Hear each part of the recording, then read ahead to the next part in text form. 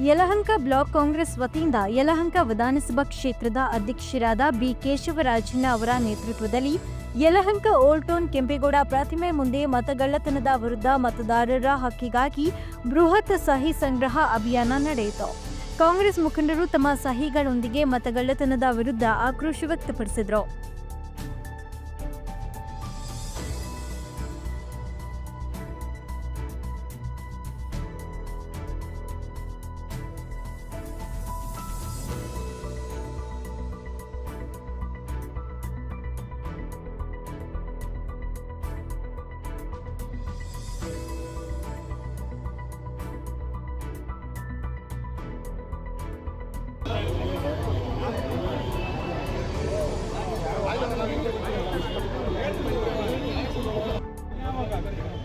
First Mandya protocol ಅದೇ ಬಿಟ್ಟಿದ್ದಾರೆ. ನಾವು ಕೆಳಗಡೆ ಹೋಗಿರೋದು ಪ್ರೋಟೋಕಾಲ್ ಮೇಲೆ ಕೆಲಸದಲ್ಲಿ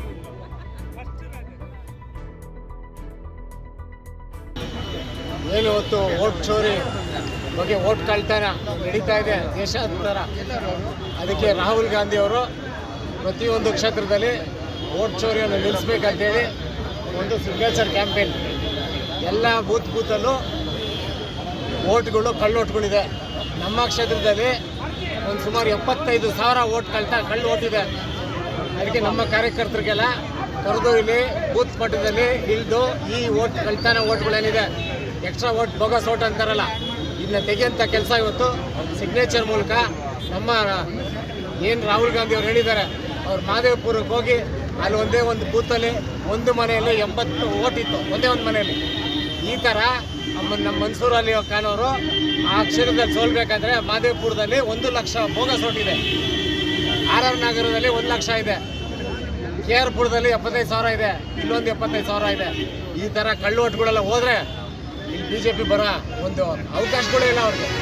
ಹಂಗಾಗಿ ಎಲ್ಲ ನಮ್ಮ ಕಾರ್ಯಕರ್ತರಲ್ಲೂ ಇದು ಅವ್ರ ಗಮನ ಸೆಳೆದು ಈ ಥರ ಒಂದೊಂದು ತೆಗಿಬೇಕಂತ ಹೇಳ್ತಾ ಸಿಗ್ನೇಚರ್ ಮೂಲಕ ಇಲ್ಲಿ ಎಲ್ಲ ನಮ್ಮ ಬ್ಲಾಕ್ ಪ್ರೆಸಿಡೆಂಟು, ನಮ್ಮ ಮಹಿಳಾ ಅಧ್ಯಕ್ಷರು ಮತ್ತು ಗ್ಯಾರಂಟಿ ಅಧ್ಯಕ್ಷರು, ಎಲ್ಲ ನಮ್ಮ ZP ಮೆಂಬರ್ಗಳು, ಎಲ್ಲ ಮಾಜಿ ZP ಮೆಂಬರ್ ಎಲ್ಲ ಇದ್ದಾರೆ. ಎಲ್ಲರೂ ನಾವು ಒಟ್ಟಾಗಿ ಕ್ಷೇತ್ರದ ಪೂರ್ತಿ BL ಏನಿದೆ 2, ಈಗ BL 2 ಹೊಸದಾಗಿ ಮಾಡಿದ್ದಾರೆ. ಹಳೆ ಒಬ್ಬರು ಹೊಸೊಬ್ಬರು, ಹಳೆ ಬ್ಲಾಕ್ ಹೊಸ ಬ್ಲಾಕ್ ಎಲ್ಲ ಸೇರಿ ನಾವು ಒಂದು ಕುಟುಂಬದ ಥರ ಪಕ್ಷನ ಕಾಪಾಡೋಂಥ ಕೆಲಸ, ಈ ಕಳ್ಳೋಟನ್ನ ತೆಗೆದು ಮಾಡೋಂಥ ಕೆಲಸ ಮುಂದಿನ ದಿವಸದಲ್ಲಿ ಮಾಡ್ತಾರಂತ ಹೇಳಕ್ಕೆ ಈ ಒಂದು ಜನ ನಮ್ಮ ಕಾರ್ಯಕರ್ತರು ಮತ್ತು ನಮ್ಮ ಬೆಂಬಲಿಗರಾಗಿ ಇವತ್ತು ಸೇರಿದ್ದಾರೆ. ಓಟ್ ಚೋರಿ ಏನು ಮಾಡ್ತಿದ್ದಾರೆ, ಇಡೀ ದೇಶದ ಉದ್ದಗಲಕ್ಕೆ BJP ಒಂದು ದೊಡ್ಡ ಕುತಂತ್ರವನ್ನು ಮಾಡಿದೆ. ಅದೇನಂತಂದರೆ, ಚುನಾವಣಾ ಆಯೋಗದ ಮೂಲಕ ಮತಪಟ್ಟಿಯನ್ನು ಪರಿಷ್ಕರಣೆ ಮಾಡ್ತೀವಿ ಅಂತೇಳಿ ಯಾವ ರಾಜ್ಯದಲ್ಲಿ ಚುನಾವಣೆಗಳು ನಡೀತಾ ಇದೋ ಅಲ್ಲೆಲ್ಲವೂ ಏನು ಸೆಕ್ಯುಲರ್ ಓಟ್ಸ್ ಇತ್ತು, ಏನು ಕೆಲವು ದುಡಿಯುವ ವರ್ಗಗಳ ಸಮುದಾಯಗಳಿತ್ತು, ಯಾವ ನಿಜವಾಗ್ಲೂ ದೇಶದಲ್ಲಿ ಕಾಂಗ್ರೆಸ್ ಪರವಾದಂಥ ಶಕ್ತಿಯನ್ನು ಪ್ರದರ್ಶನ ಮಾಡೋ ಸಮುದಾಯಗಳಿದ್ದೋ ಆ ಸಮುದಾಯದ ಓಟುಗಳಿಗೆ ಕತ್ತರಿಯನ್ನು ಹಾಕೋದು, ಹಾಗೇನೆ ಅವ್ರಿಗೆ ಫೇವರೇಟ್ ಆಗಿರುವಂಥ ಓಟ್ಗಳನ್ನ ಹೆಚ್ಚು ಮಾಡುವಂಥ ಕೆಲಸವನ್ನ ಮಾಡ್ತಿದೆ. ರಾಹುಲ್ ಗಾಂಧಿಯವರು ಇದನ್ನು ಕರ್ನಾಟಕದಲ್ಲೇ ಮೊದಲ ಬಾರಿಗೆ ಈ ಪ್ರತಿಭಟನೆಯನ್ನು ಉದ್ಘಾಟನೆ ಮಾಡಿ ಮಹದೇವಪುರದಲ್ಲಿ ಒಂದು ಸಣ್ಣ ಊರಲ್ಲಿ 88 ಓಟ್ ಇರೋದನ್ನ ಕಂಡಿಡಿದು ಅದನ್ನು ಬಯಲಿಗೆ ತಂದರು. ಆಳಂದದಲ್ಲಿ ಇವತ್ತೇನು ನಡೀತಿದೆ ಗೊತ್ತಿದೆ. ಅವರು ಅಲ್ಲಿ BR ಪಾಟೀಲ್ ಅವರು ಇವತ್ತು ಬಹಳ ದೊಡ್ಡ ಹೋರಾಟವನ್ನು ಅಲ್ಲಿ ಶುರು ಮಾಡಿದ್ದಾರೆ. ಇಡೀ ದೇಶದಲ್ಲಿ ಬಿಹಾರದಲ್ಲಿ ನಡೆದಿರುವಂಥ ಒಂದು ದೊಡ್ಡ ಮತಗಳ್ಳತನ ಇದೆಯಲ್ಲ, ಸುಪ್ರೀಂ ಕೋರ್ಟು ಈ ಕೇಂದ್ರ ಸರ್ಕಾರಕ್ಕೆ ಚೀಮಾರಿ ಆಗ್ತು. ನಿಮಗೆ ಮಾನ ಮರ್ಯಾದೆ ಇಲ್ವಾ? ಮತದಾರ ಬಂದು ಇಲ್ಲಿ ನಿಂತಿದ್ದಾನೆ, ಅವನು ಬರ್ತ್ ಸರ್ಟಿಫಿಕೇಟ್ ಇದೆ, ಅವನದು ಬೇರೆ ಬೇರೆ ಐಡೆಂಟಿ ಕಾರ್ಡ್ ರೆಕಾರ್ಡ್ಸ್ ಇದೆ, ನೀವು ಹೆಂಗೆ ಅವನ್ನ ಮತದಾನದ ಪಟ್ಟಿಯಿಂದ ತೆಗೆದ್ರಿ, ಅವನ್ನ ಬೂತ್ ಲಿಸ್ಟಿಂದ ತೆಗೆದು ಹೊರಗಡೆ ಹಾಕಿದ್ರಿ ಅಂತೇಳಿ ಕೇಂದ್ರ ಸರ್ಕಾರಕ್ಕೆ ಸುಪ್ರೀಂ ಕೋರ್ಟು ಚೀಮಾರಿ ಆಗ್ತು. ಈ ಹಿನ್ನೆಲೆಯಲ್ಲಿ ಸುಪ್ರೀಂ ಕೋರ್ಟ್ಗೆ ನೋಟಿಸನ್ನು ಕೂಡ ಇಶ್ಯೂ ಮಾಡಲಾಗಿದೆ. ಸೊ ಸುಪ್ರೀಂ ಕೋರ್ಟ್ ಮುಂದೆ ಚುನಾವಣಾ ಆಯೋಗ ತಪ್ಪೊಪ್ಪಿಗೆಯನ್ನು ಮಾಡಿ ಮರು ಮತ ಪರಿಷ್ಕರಣೆ ಮಾಡ್ತೀವಿ ನಾವು ಅಂತೇಳಿ ಬಿಹಾರದಲ್ಲಿ ಪಟ್ಟಿಯನ್ನು ತಯಾರು ಮಾಡಿ ಈಗ ಎಲೆಕ್ಷನ್ ಅನೌನ್ಸ್ ಮಾಡಿದ್ದಾರೆ. ನವೆಂಬರ್ ತಿಂಗಳಲ್ಲಿ ಅಲ್ಲಿ ಎಲೆಕ್ಷನ್ ಇದೆ, 5ನೇ ತಾರೀಕಿನಿಂದ ಶುರುವಾಗುತ್ತೆ. ಆ ಥರದ ಏನು ಇವರು ಹೆಚ್ಚುವರಿ ಮಾಡಿಟ್ಕೊಂಡಿರೋ ಓಟ್ಗಳು, ಆಮೇಲೆ ಎರಡೆರಡು ಕಡೆ ಯಾಕೆ ಮೋದಿ ಸರ್ಕಾರ ಬಹಳ ದೊಡ್ಡ ಉದಾತ್ತವಾದ ಮಾತುಗಳು ಆಡಿದ್ರು. 15 ಲಕ್ಷ ತರ್ತೀನಿ, ಬುಲೆಟ್ ಟ್ರೈನ್ ಬಿಡ್ತೀನಿ, ಅದೆಲ್ಲ ಹಳೆ ಮಾತಾಯಿತು. ಏನಿಂದ ಅಭಿಯಾನವನ್ನು ನಮ್ಮ ಕಾಂಗ್ರೆಸ್ ಪಕ್ಷದ ರಾಹುಲ್ ಗಾಂಧಿ ಅವರು ಈ ಒಂದು ಅಭಿಯಾನವನ್ನು ಪ್ರಾರಂಭ ಮಾಡಿ ಮಹದೇವಪುರದ ಒಂದು ವಾರ್ಡ್ ಒಂದು ಮನೆಯಲ್ಲಿ ಒಂದೇ ಮನೆಯಲ್ಲಿ ಇಷ್ಟು ಓಟ್ ಇರೋದನ್ನ ನೋಡಿ ಡೆಲ್ಲಿಯಲ್ಲಿ ಕುತ್ಕೊಂಡಿರುವಂತಹ ನಮ್ಮ ರಾಹುಲ್ ಗಾಂಧಿ ಅವರು ಕಂಡುಹಿಡಿದು ಇವತ್ತು ಇಡೀ ದೇಶಕ್ಕೆ ಅವರ ಒಂದು ಇದನ್ನ ಬಿಜೆಪಿ ಅವರ ಒಂದು ಹಸ್ತಕ್ಷೇಪ ಅವರ ಕರಾಳ ಬುದ್ಧಿಯನ್ನ ತೋರಿಸಿದ್ದಾರೆ. ಸೊ ನಾವು ಯಲಹಂಕದಲ್ಲೂ ಕೂಡ ಇದರಿಂದ ಏನು ಹೊರತಾಗಿಲ್ಲ. ಯಲಹಂಕದಲ್ಲೂ ಕೂಡ ದೂರದ ಆಂಧ್ರ ಪ್ರದೇಶ ಮತ್ತೆ ಹೊರಗಿನ ಬಿಹಾರ ಯಾರೆಲ್ಲ ವಲಸಿಗರಿದ್ದಾರೆ ಅವರೆಲ್ಲರ ಹೆಸರಿಗೂ ಈ ವೋಟರ್ ಏನು ID ಕಾರ್ಡ್ಗಳನ್ನು ಮಾಡಿಸ್ಕೊಂಡು ಕಳ್ಳತನವಾಗಿ ವೋಟ್ ಹಾಕ್ಸಿನೇ ಇಲ್ಲಿ ಗೆಲ್ತಾ ಇರೋವಂಥದ್ದು. ಸೊ ಈಗ ನಮ್ಮ ಪಕ್ಷ PLA 2ನ ಭಾಳ ಸೀರಿಯಸ್ ಆಗಿ ಇದನ್ನು ಕೈಗೆತ್ಕೊಂಡು ಪ್ರತಿ ಬೂತಲ್ಲೂ PLAಗಳನ್ನು ನಾವು ನೇಮಕಾತಿ ಮಾಡಿ ಅದ್ರ ಮುಖಾಂತರ ಪ್ರತಿ ಬೂತಲ್ಲೂ ಕೂಡ PLA 2ಗಳಿಂದ ಮನೆ ಮನೆಗೆ ಹೋಗಿ ನಾವು ಸರ್ವೆ ಮಾಡಿ ಯಾರು ಇದ್ದಾರೆ ಯಾರು ಇಲ್ಲ ಅದನ್ನು ಕ್ಯಾನ್ಸಲ್ ಮಾಡುವಂಥ ಅಭಿಯಾನವನ್ನು ಪ್ರಾರಂಭ ಮಾಡಿದೆ. ನೋಡಿ, ವೋಟ್ ಚೋರಿ ಬಗ್ಗೆ ಇದು ತುಂಬ ಹಳೆಯ ವಿಚಾರ. ಕಳೆದ 10-12 ವರ್ಷದಿಂದಲೂ ಸಹ ನಾವು ಯಲಹಂಕ ಭಾಗದಲ್ಲಿ ಕಾಂಗ್ರೆಸ್ ವತಿಯಿಂದ ಸ್ಥಳೀಯ ತಹಸೀಲ್ದಾರ್ ಅವ್ರಿಗೆ ನಾವು ಸಾಕಷ್ಟು ಮನವಿ ಪತ್ರ ಕೊಟ್ಟಿದ್ದೀವಿ. ಇಲ್ಲಿ ಸೇರ್ಪಡೆ ಆಗಿರುವಂಥ ಕಳ್ಳೋಟಗಳು, ಫೇಕ್ ವೋಟರ್ಸ್ ಏನಿದೆ ಈ ವಿಚಾರವಾಗಿ ನಾವು ಬಹಳಷ್ಟು ಅರ್ಜಿಗಳು ಸಹ ನಾವು ಕೊಟ್ಟಿದ್ದೀವಿ. ಆದರೆ ನಮ್ಗೆ ಯಾವುದೇ ರೀತಿ ಅವರು ಸ್ಪಂದಿಸಿರಲಿಲ್ಲ. ಆದರೆ ಈ ವಿಚಾರ ಇವಾಗ ದೇಶವ್ಯಾಪಿ ಆಗಿರೋದ್ರಿಂದ ಇದನ್ನು ಅವರು ಗಂಭೀರವಾಗಿ ಪರಿಗಣಿಸಬೇಕಾಗತ್ತೆ.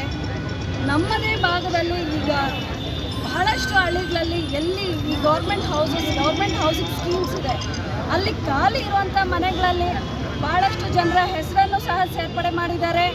ಹಾಗೆ ಅಪಾರ್ಟ್ಮೆಂಟ್ಸಲ್ಲೂ ಸಹ ಭಾಳಷ್ಟು ಜನರ ಹೆಸರನ್ನ ಸೇರ್ಪಡೆ ಮಾಡಿದ್ದಾರೆ. ಈ ವಿಚಾರವಾಗಿ ನಾವು ಸ್ಥಳೀಯ ತಹಸೀಲ್ದಾರ್ ಅವ್ರಿಗೂ ಸಹ ನಾವು ಭಾಳಷ್ಟು ಮನವಿ ಪತ್ರಗಳನ್ನ ನಾವು ಕೊಟ್ಟಿದ್ದೀವಿ. ಆದರೆ ಈಗ ಸ್ಥಿತಿಗತಿ ಚೇಂಜ್ ಆಗಿದೆ. ಈಗ ಇದು ರಾಷ್ಟ್ರವ್ಯಾಪ್ತಿ ಒಂದು ದೊಡ್ಡ ಸಮಸ್ಯೆಯಾಗಿ ಉಲ್ಬಣ ಆಗಿದೆ. ನೋಡಿ, ಸಂವಿಧಾನ ಅನ್ನೋದು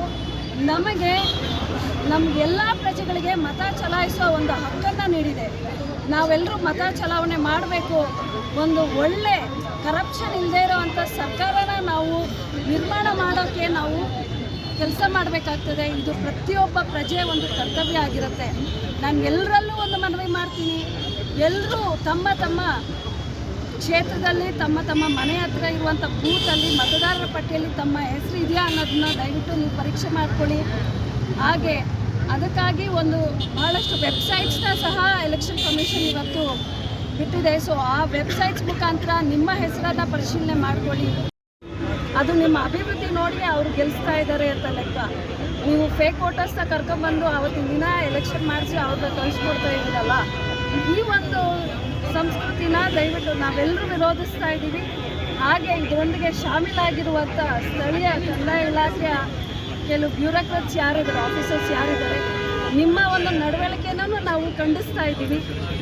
ಹಾಗೆ ಇವತ್ತಿನ ದಿನ ಏನು ನಾವು ಸಿಗ್ನೇಚರ್ ಕ್ಯಾಂಪೇನ್ ಮಾಡ್ತಾ ಇದ್ದೀವಿ, ಈ ಒಂದು ಸಣ್ಣ ಮಟ್ಟದಿಂದ ಇದು ನಮ್ಮ ಕ್ಷೇತ್ರದ ವ್ಯಾಪ್ತಿ ಎಲ್ಲ ಜನಕ್ಕೂ ಗೊತ್ತಾಗಬೇಕು.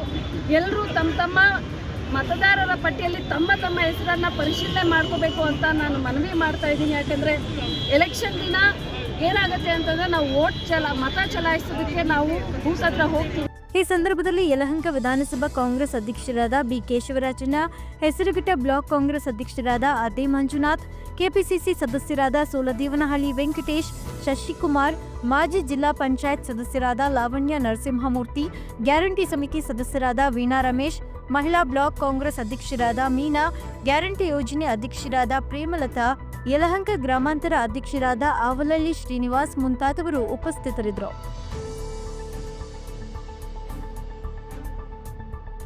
ವರದಿ ಹನುಮಂತರಾಜು, ವಿಸ್ಮಯ ನ್ಯೂಸ್ ಕನ್ನಡ, ಯಲಹಂಕ.